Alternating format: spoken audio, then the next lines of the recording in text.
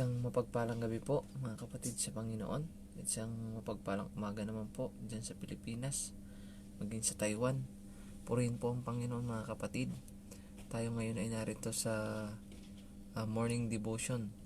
At tayo ay magpasalamat muna sa Panginoon bago ang lahat. At tayo ay umawit sa ating Panginoon bago tayo mag-aral ng kanyang mga salita. Hallelujah. Purihin po ang Panginoon. Nandito po muli tayo sa DFC Abu Dhabi.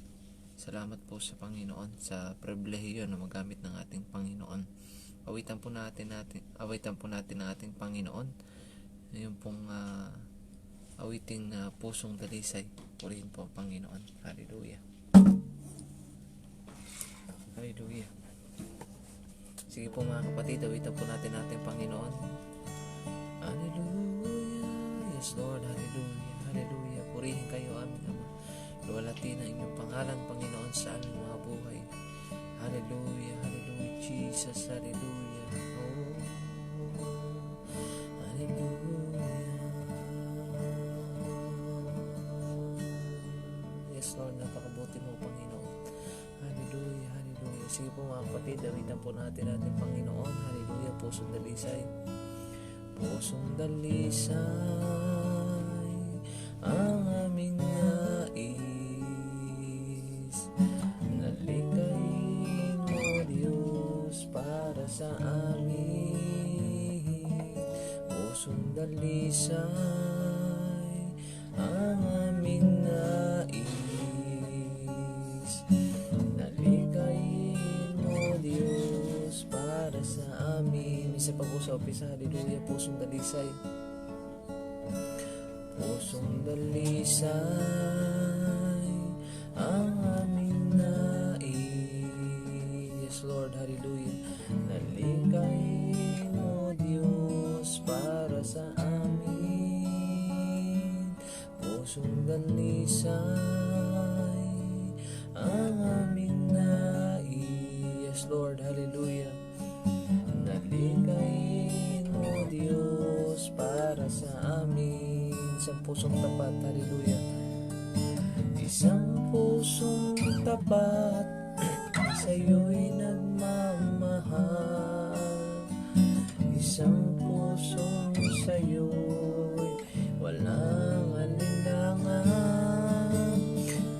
Isang pusong itinitibok ang kayo'y parangalan. Handog ko'y pagpupuri yun lamang, Jesus. Isang pusong tapat, hallelujah. Isang pusong tapat sa'yo'y nagmamahal. Isang pusong sa'yo'y walang alinlangan. Yes Lord, hallelujah. Isang pusong itinitibok na kayo'y parangalan. Yes Lord, hallelujah. Dugo'y pagpupuri sa iyo lamang, Jesus. Hallelujah, hallelujah. Yes Lord, minsan pa po mga kapatid sa umpisa, awitin natin, hallelujah. Pusong dalisay, yes Lord, hallelujah, ang aming nais. Nalikain mo, Diyos, para sa amin. Pusong dalisay ang aming nais. Yes Lord, hallelujah. Nalikain mo, Diyos, para sa amin. Isang pusong tapat. Isang pusong tapat na sa'yo'y nagmamahal. Isang pusong sa'yo'y walang alinlangan. Isang pusong itinitibok na kayo'y parangalan. Ang dugo'y pagpupuri sa iyo lamang, Jesus. Sorry po pagkakataon, hallelujah. Isang pusong tapat. Isang pusong tapat na sa'yo'y nagmamahal. Isang pusong sa'yo'y walang alinlangan. Isang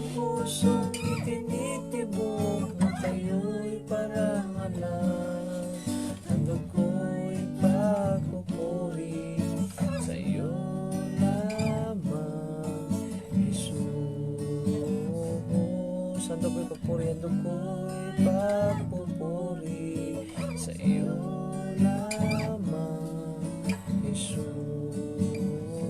Handog ko'y pagpupuri, handog ko'y pagpupuri sa iyo lamang, Jesus.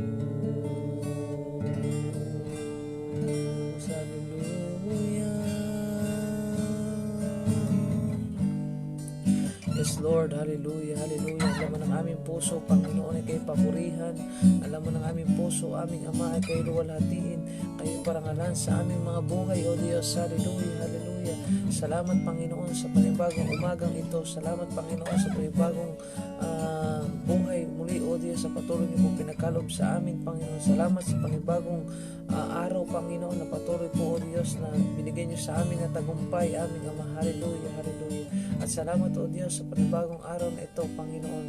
Hallelujah. Dahil alam po namin, O Diyos, na kayo po, O Diyos, ay lagi namin kasama aming Ama. At dahil alam po namin, Panginoon, na lagi namin kayong kasama, O Diyos, kami po, O Diyos, ay magtatagumpay aming Ama. Hallelujah, hallelujah. At hayaan nyo nga po, O Diyos, sa panibagong araw na ito, Panginoon, bago ang lahat, O Diyos, kami, O Diyos, ay makapagpuri sa inyo aming Ama. Kami, O Diyos, ay makarinig ng inyong mga salita, Panginoon. Patuloy niyo pong pagpalain, O Diyos, hallelujah. Ang araw na ito, patuloy niyo pong pagpalain, Panginoon, ang lahat na manunood, O Diyos, hallelujah, ng live devotion na ito, Panginoon, o morning devotion na ito, aming Ama, hallelujah. Hayaan nyo nga po, O Diyos, sa pakikinig namin ng inyong mga salita, Panginoon, ay lagi po kami, O Diyos, ng makatanggap, Panginoon, ng mga fresh revelation na nanggagaling sa inyo, aming Ama. Makatanggap kami, Panginoon, ng panibagong lakas na nanggagaling sa inyo, Panginoon.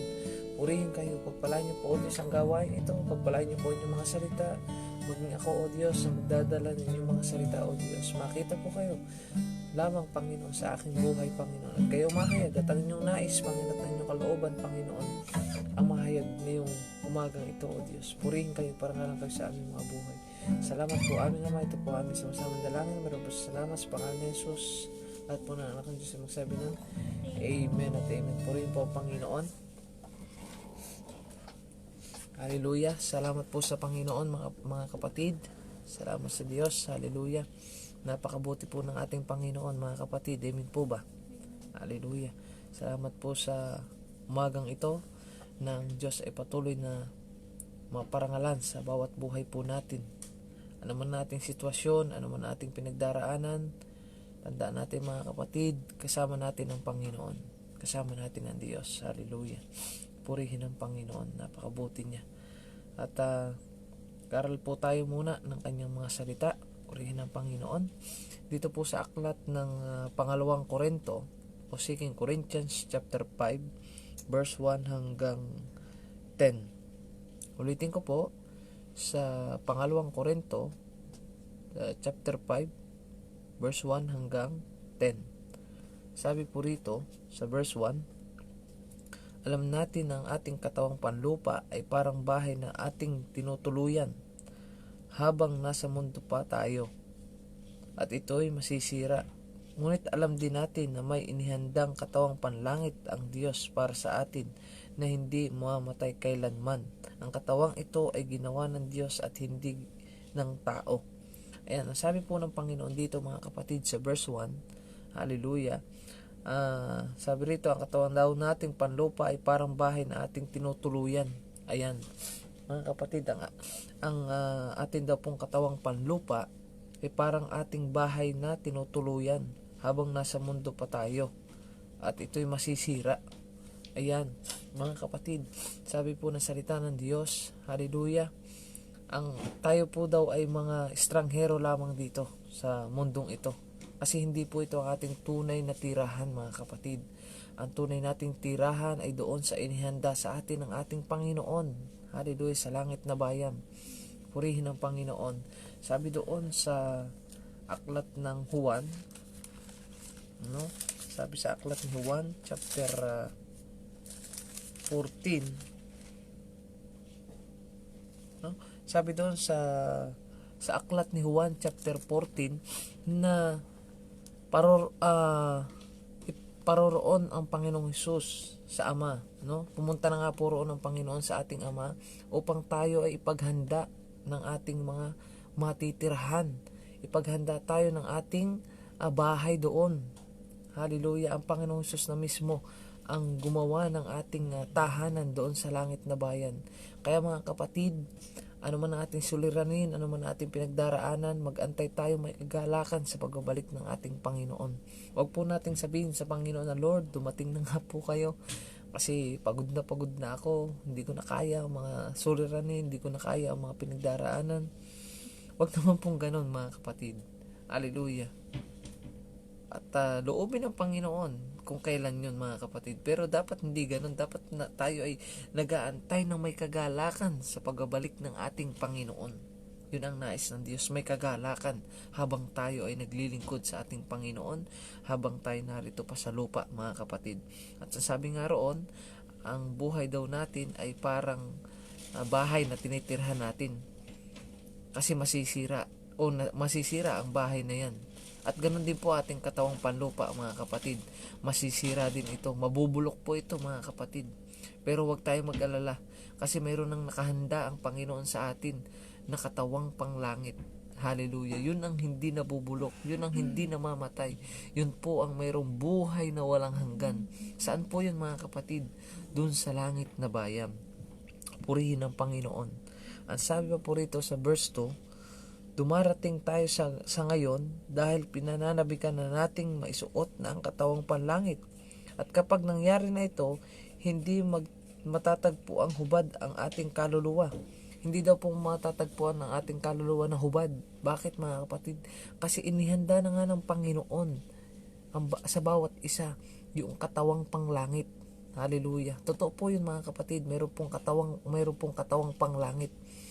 Kaya kung yung skin natin dito ay medyo sabihin na natin hindi ganun kaganda, huwag tayo mag-alala mga kapatid. Doon sa langit na bayan, perfect po yung katawang ibibigay sa atin ng Panginoon, yung katawang panglangit. Doon ay wala ng kapintasan, doon ay wala ng sakit, doon ay wala ng pag-iyak. Lahat ay kasiyahan ang nandoon mga kapatid.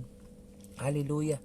Doon sa langit na bayan na pinangako sa atin ng Panginoon. At ganun nga din po yung ating katawang panglangit. Hallelujah. Yung po hindi nabubulok, yung po walang kamatayan. Yun na po yung may buhay na walang hanggan. Ang katawang ito po, mga kapatid na nasa mundong ito, ay mayroong kabulukan, mayroong kamatayan. Pero yung katawan na inihanda sa atin ng Panginoon, ang katawang panglangit, purihin ng Diyos. Hallelujah. Walang kamatayan. Yun po yung may buhay na walang hanggan. To God be the glory. Hallelujah. Masaya pa rito sa verse 3. Sabi rito, at kapag nangyari na ito, hindi matatagpo ang hubad ang ating kaluluwa. Habang nandito pa tayo sa ating katawan, dumadaing tayo dahil sa mga paghihirap. Sabi ni Apostol Pablo. Sabi pa rito, hindi dahil sa gusto na nating mamatay, kundi dahil sa gusto na nating magkaroon ng bagong katawan para mapalitan na ang katawang may kamatayan ng katawang walang kamatayan. Ang sabi rito mga kapatid, habang nandito pa tayo sa ating katawan, dumadaing tayo dahil sa mga paghihirap. Ayan, sa ating katawang panlupang ito, dumadaing daw tayo, sabi ni Apostol Pablo. Pero bagamat tayo dumadaing, hallelujah, sabi dyan ni Apostol Pablo, sa verse 4, sabi diyan, hindi dahil sa gusto na nating mamatay, no? Dumaraing daw tayo sa Panginoon hindi dahil sa gusto na nating mamatay. Bakit daw? Kundi dahil gusto na nating magkaroon ng bagong katawan. Ano yung bagong katawan na to? Para mapalitan ang katawang may kamatayan. Alam po yung katawang may kamatayan? Ito po yun. Ito pong katawan natin ito ay meron pong kamatayan, yung sinasabi ko sa inyo. Pero ninanasa nga ng ating puso na mapalitan ang ating katawang mayroong kamatayan ng katawang walang kamatayan. Yun po yung eternal life na ipinangako sa atin ng Panginoon. Hallelujah. Hindi po ba nakakagalak na malaman na mayroon palang katawang pang langit na inihanda ang Panginoon at yung katawang walang kamatayan ang inihanda sa atin ng Panginoon. Purihin ang Diyos. Hallelujah. Sabi pa rito, tuloy po natin sa verse 5, ang Diyos na rin ang siyang naghanda sa atin para tanggapin natin ang bagong katawan. No? Ang Diyos na mismo daw ang naghanda noon nga, yung sinasabi ko po sa inyo kanina, yung bagong katawan. At bilang katiyakan, binigyan niya sa atin ang kanyang banal na espiritu. Paano daw natin matitiyak, mga kapatid, na mayroon tayong bagong katawan na inihanda ang Panginoon? Ang sabi rito, ito daw yung katiyakan. Ang katiyakan daw ay yung binigay na sa atin ang banal na espiritu. Purihin ang Panginoon. Binigay na po sa atin ang banal na espiritu, nananahan na sa atin ang banal na espiritu. Yan po yung tanda, mga kapatid. Yan po yung tanda na mayroon na tayong mayroon ng inihanda ang Diyos sa atin na katawang panglangit. Dahil nasa atin na ang banal na espiritu. Ang sabi dyan, no? Ang sabi riyan, at ang Diyos na rin ang siyang naghanda sa atin para tanggapin natin ang bagong katawan.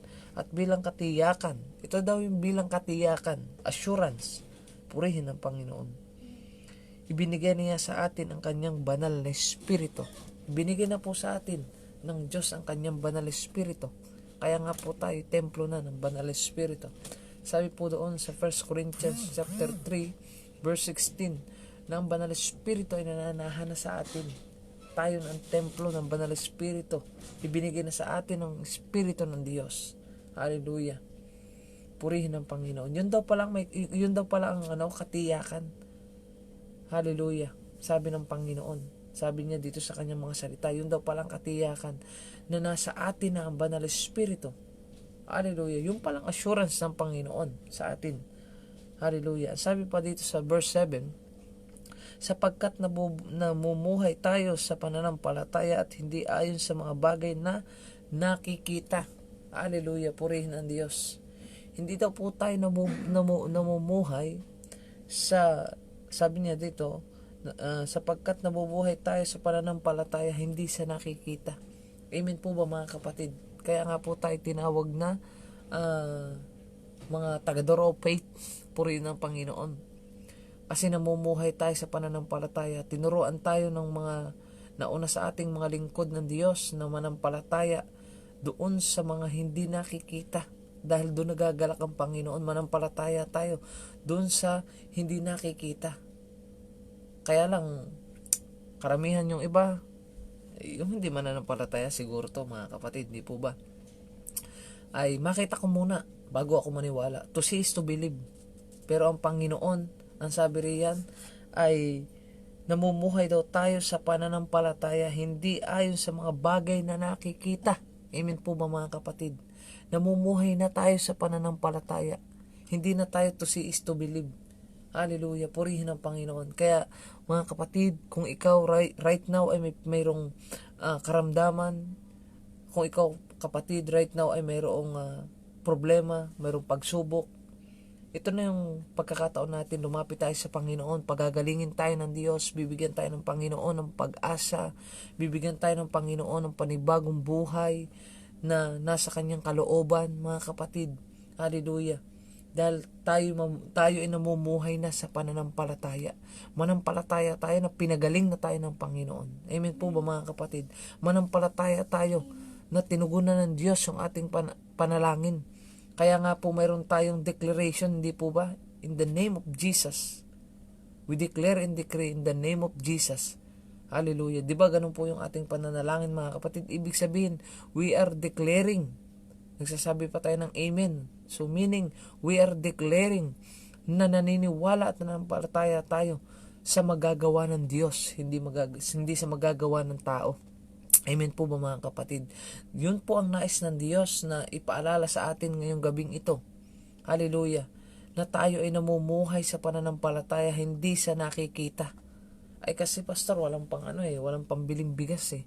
Pastor, wala kasing laman yung bigas namin, wala kasing laman yung rep namin. May rep po pero walang laman. Ibenta nyo yung rep para magkalaman. Hindi po ba? Ibenta nyo yung rep para mayroon pang pambiling ulam. May rep, walang pang ulam. Hindi po ba? Purihin ng Diyos. Mga kapatid, Hindi ang batayan ay yung mayroon o wala sa paglilingkod sa ating Panginoon. Meron at wala, maglingkod tayo sa Panginoon mga kapatid, dahil ang Diyos ang ating great provider. Purihin ang Diyos. Hallelujah. Siya ang ating pag-provide ng ating lahat ng pangangailangan. Di ba? Jehovah Jireh. Ang Diyos ang ating Jehovah Jireh mga kapatid. Kaya huwag tayong matakot na maglingkod sa ating Panginoon. Dahil ang Diyos ay meron ng ipinangako sa atin na katawang panglangit. May pinangako na sa atin ng Panginoon na buhay na walang hanggan. Huwag tayong matakot na maglingkod sa ating Diyos mga kapatid. Lumakad tayo sa pananampalataya. Hindi siya nakikita. Diba sa sa Bible School mga kapatid, makikita po natin doon ay walk by faith and not by sight. Sabi ron, diba? Ito po yun sa 2 Corinthians chapter 5 verse 7. No, lumakad daw tayo mayroong pananampalataya. Hindi doon sa hindi ayon sa bagay na nakikita, o tayo ay manampalataya, no? Namumuhay tayo sa pananampalataya. We walk by faith and not by sight. Namumuhay tayo sa pananampalataya o lumalakad tayo sa pananampalataya, hindi doon sa nakikita.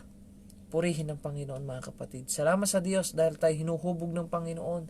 Tinuturuan tayo ng Diyos na mamuhay ayon sa pananampalataya, hindi dun sa nakikita. Purihin ng Diyos mga kapatid. Kung yung buhay nga ng Panginoon ay inalay ng Diyos sa atin, yung pa kayang mga pangailangan natin, ang hindi kayang i-provide sa atin ng Panginoon. Kung yung mga maya nga o yung mga ibon ay hindi pinababayaan ng Diyos, hindi naman sila nagtatanim. Nakakita na po ba kayong ibon na nagtatanim? Sabi nga ng Pastor Masaredo. Sabi ng Pastor Masaredo mga kapatid, nakakita na ba kayong ibon na nagtatanim? O kalabaw na nagtatanim, o kabayo na nagtatanim ng kanilang makakakain. Di ba, wala po tayo nakikita ng mga hayop na nagtatanim. Paano sila nabubuhay? Paano sila kumakain? Especially mga ibon. Ipinagpo-provide po sila ng Panginoon na mga makakain. How much more po tayo mga anak ng Diyos, mga lingkod ng Panginoon, ang hindi ipag-provide ng ating amang nasa langit. Hallelujah. Mas mahalaga po tayo sa maya. Mas mahalaga po tayo kaysa sa mga ibon mga kapatid. Mahal po tayo ng Diyos. Mas mahal tayo ng Diyos kaysa doon sa mga ibon na yun. Kaya mga kapatid, huwag tayong matakot. Patuloy tayong maglingkod sa ating Panginoon hanggang sa muling pagbabalik ng ating Panginoon. Malapit na pong dumating ang ating Panginoon mga kapatid. Magantay tayo may kagalakan, magantay tayo na mayroong katiyakan, at magantay tayo habang tayo ay naglilingkod sa ating Panginoon mga kapatid. Purihin ang Diyos. Asay pa rito sa verse 8, hindi kami pinanghihinaan ng loob kahit mas gusto na sana naming iwanan na ang aming katawan at makapiling na ang Panginoon. Ang sabi rito, hindi daw pinanghihinaan ng loob. Sabi ni Apostol Pablo, hindi daw sila pinanghihinaan ng loob kahit gusto na nilang mawala sa kanilang katawang panglupa. Ang ibig sabihin nun, gusto na nilang pumaroon sa ipinangako ng Diyos sa langit na bayan. Pero ang sabi ni Apostol Pablo dito, kahit mas gusto na sana naming iwanan ang aming katawan at makapiling na ang Panginoon, kaya naman sisikapin naming malugod ang Diyos sa amin, maging dito man o sa piling niya. Sabi ni Apostol Pablo, sabi rito sa 9, sisikapin naming malugod ang Diyos sa amin, maging dito man o sa piling niya. Sisikapin daw, sabi ni Apostol Pablo, sisikapin natin na maparangalan ng Diyos dito, maging doon sa langit na bayan. Purihin ang Panginoon. Sabi sa 10, sapagkat haharap tayong lahat kay Kristo para hatulan, tatanggapin ng bawat isa ang nararapat na kabayaran sa kanyang mga ginawa, mabuti man o masama, nang nabubuhay pa siya sa mundong ito. No? I-judge tayo ng Panginoong Hesus. Hallelujah. Ang sabi roon sa verse 10, sapagkat haharap tayong lahat kay Kristo para hatulan. Haharap tayo sa Panginoong Hesus para hatulan. Tatanggapin ng bawat isa ang nararapat na kabayaran sa kanyang mga ginawa. So yung mga ginawa pala dito sa mundong ito ay tatanggap ng kabayaran, mabuti man o masama. purihin ang Panginoon. Kaya wag na natin piliin na gumawa ng masama. Piliin na natin talaga na gumawa ng mabuti. Dahil doon po tayo nilikha ng Diyos na tayo ay mabuti. Kaya lamang nagkasala ang tao dahil sa pagsuway. Yun lang po ang naging dahilan. Pero nilikha tayo ng Diyos na mabuti, mga kapatid. Tandaan nyo yan. Nilikha tayo ng mabuti kasi sabi ng salita ng Diyos sa Genesis, nilikha tayo na kawangis ng Diyos. Anong ibig sabihin?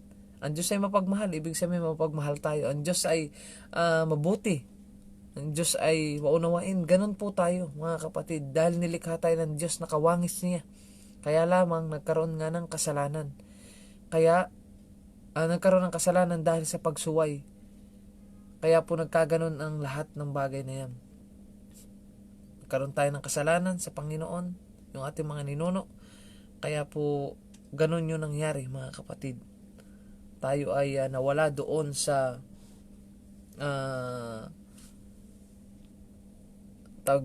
nawala tayo doon sa Hardin ng Eden na ginawa ng Diyos para sa atin sana. Doon sana tayo mamumuhay. Hallelujah. Hindi na tayo maghahanap buhay, hindi na tayo maghihirap. Pero dahil nga po sa pagsuway, hallelujah, nagkaroon ng kaparusahan ang tao. Ang mga lalaki ay maghahanap buhay, dugo at pawis ang kanyang puhunan para ipambuhay sa kanyang pamilya. Ang mga babae naman ay mahihirapan sa panganganak. Ganun po ang ginawa ng Panginoon. Pinarasahan ng Diyos ang tao.